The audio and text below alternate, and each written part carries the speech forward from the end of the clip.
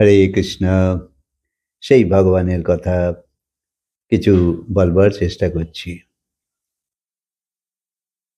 আমরা সংসারে সবাই আছি, আর বুঝতে হবে যে সবাই আমরা কোনো একটা যাত্রায় বেরিয়ে পড়েছি, অর্থাৎ যাত্রী আমরা সবাই। তো এসেছি সেই অমরলোক থেকে, বৈকুণ্ঠ থেকে এসছি আমরা, কারণ আমরা তো ভগবানের অংশ, জীব পরমাত্মার অংশ। তাই সেইখান থেকে আমরা যাত্রা করতে এসেছি এই মর্তলোকে। এখানে স্বর্গ, মর্ত, পাতাল, নরক সব ভোগ করে করে করে করে শেষে যাদের এই প্রাপ্তির যোগ আসে, তারা ক্রমশ আবার উঠে গিয়ে স্বধাম চলে যায়। তাই যেমন আকাশে পাখি মেঘের স্পর্শ নিয়ে উড়ে যাচ্ছে আর বলছে যে চলো চলো সেই দেশে তুমিও চলো, যেখানে পরব্রহ্মের খেলা চলছে, যেখানে রাস চলছে, উৎসব চলছে, সেই দেশে যেতে হবে, যেখানে জ্যোতি জ্বলছে অগম, দিন রাত বিনা বাতি বিনা তেলে জ্বলছে।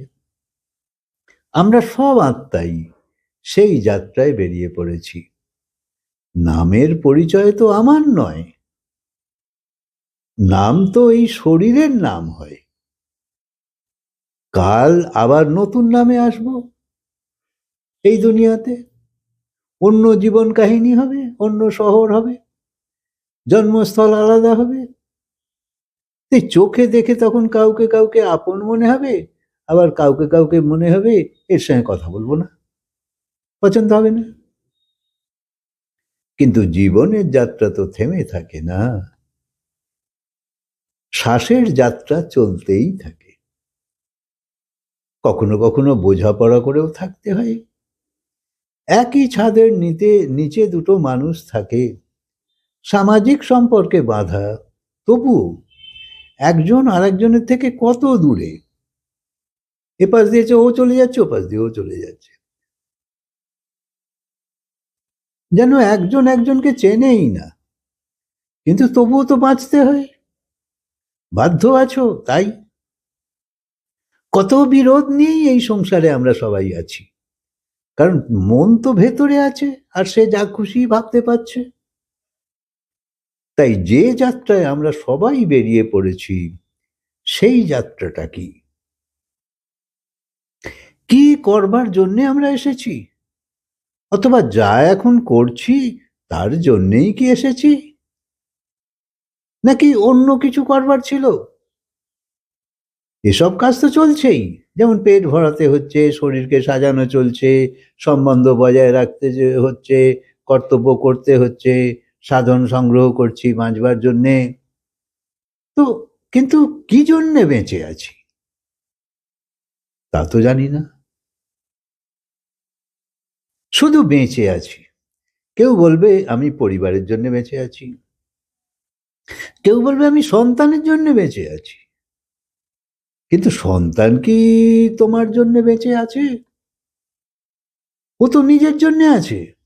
যেই একটু সন্তান বড় হতে থাকে, নিজের জগৎ সে তৈরি করতে শুরু করে। তাই সারা জীবন ধরে কারুর জন্যে সব করা সত্ত্বেও যখন সে বলে আমার জন্য কি করেছ, তখন কত আঘাত লাগে। তখন স্পষ্ট বোঝা যায় যে সম্পর্ক কত হালকা হয়। তুমি যদি বলো এই করেছি ওই করেছি ওই করেছি, তো বলবে এ তো তোমার কর্তব্য ছিল, তুমি করেছো। যদি তুমি জিজ্ঞেস করো যে তোমার কর্তব্য কি, খালি কি খালি খালি ছিনিয়ে নেবার ব্যাপার, খালি লড়াই লড়া, তাহলে মনে রাখবে যে চোট লাগবেই মনে। তবে তাই বলে কর্তব্য কর্ম ছেড়ো না, শুধু সাবধান থাকো। অর্থাৎ একেই জীবন বলে মেনো না, জীবনের লক্ষ্যও এটা নয়। এ তো তোমার কিছু দায়িত্ব কর্তব্য যা তোমাকে পূরণ করতে হবে। এবার একটু এগো। তোমার আত্মা বা তোমার অন্তঃকরণ অন্য কিছু চায়, তোমার ভেতরে কোনো আলাদা তৃষ্ণা আছে যা তুমি খুঁজছ। মন সদাই অশান্ত, মনে শান্তি নেই। কখনো কখনো কারোর সঙ্গে কথা বলতেও ইচ্ছে করে না। ধরো অনেক জায়গায় বেরিয়ে এসেছো, অনেক ঘুরলে, তবুও মনে শান্তি নেই, তৃপ্তি নেই।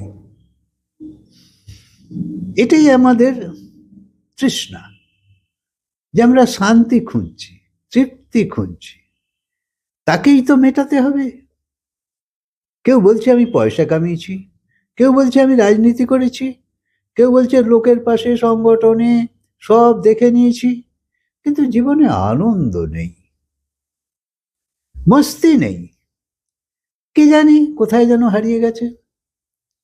ছোটবেলায় একটু একটু ছিল, যতই বড় হতে থেকেছি কি জানি সব কোথায় হারিয়ে গেল। মানুষ ভাবে ভালো টিভি ঘরে আনলে সুখ হবে, এটা ওটা নিয়ে আসি সুখ হবে। ভেতরে উদাসী আছে তো কিরকম গান শুনবে? ওই বিরহের গানই তো শুনতে ভালো লাগবে। তাই যা তোমার ভেতরে চলছে তাকেই তুমি বাইরে প্রকট করতে থাকো। তাই তোমার খিদে হলো সেই শান্তি, সেই নিশ্চিন্ততা, সেই আনন্দ, সেই খুশি। ভয় আসে মনে অনেকবার, এই না হয়ে যায়, ওই না হয়ে যায়। তার মানে তুমি সুরক্ষিত হতে চাও। এটাও তোমার একটা খিদে, একান্ত চাওয়া। তোমার নাম, তোমার সম্পত্তি, তোমার ঘর পরিবার, যা কিছুই তুমি বানিয়েছ, সবেরই সুরক্ষা চাইছে। আমার পূর্বপুরুষের থেকে যা চলে আসছে তা শেষ না হয়ে যায়, তাকেও ধরে রাখতে চাইছি। সন্তানের উপর ভরসা নেই, হয়তো পয়সা নষ্ট করতে পারে, নাম খারাপ করতে পারে, বাপ ঠাকুর দাদার মান নষ্ট না করে, সদাই ভয়। তাই আমার যা আছে, নাম যশ প্রতিপত্তি বা কুলের মর্যাদা, সব যেন ঠিক ঠিক থাকে, এরম আমরা চাই।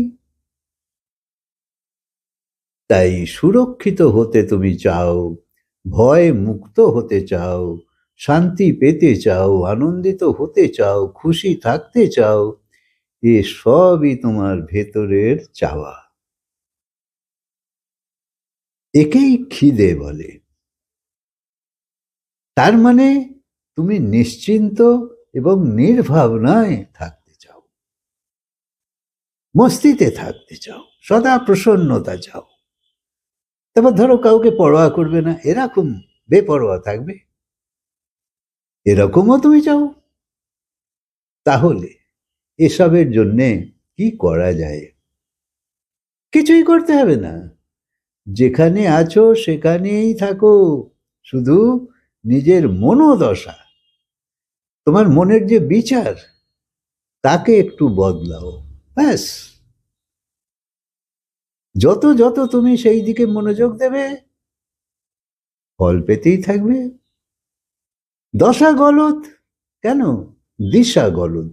তাই দিশা যদি পাল্টে যায়, দশাও পাল্টাবে। তাই নিশ্চিন্ততা তখন তোমার আসতে থাকবে। যদি আসে তো জানবে তুমি ঠিক সেই পথটা ধরেছ যেখানে যাওয়ার দরকার ছিল। আর এমনি এমনি থাকলে জানবে সেই সময় কখনো আসবে না। কারণ একটা চিন্তা যাবে তো আরো 10টা চিন্তা জুড়ে থাকে আমাদের সঙ্গে। সব সময় কখনোই নিশ্চিন্ত হতে পারি না, সব আমরা জানি। আচ্ছা, কথাকে আবার বলবো, এখনকার মতো বিরাম দিই। হরে কৃষ্ণ।